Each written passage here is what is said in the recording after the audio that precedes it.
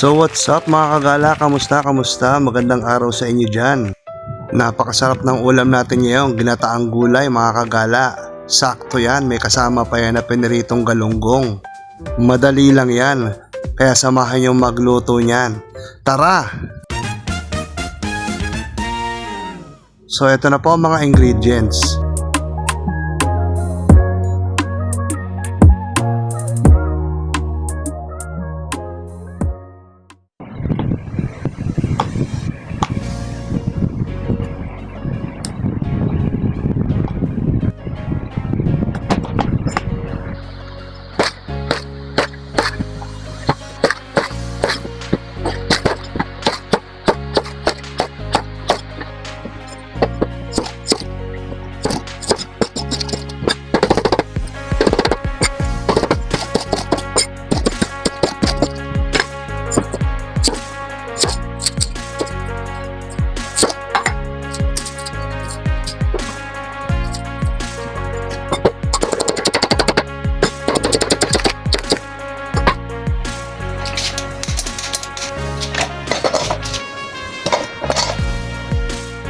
So magigisa na tayo, syempre unahin ko na naman ang ating luya.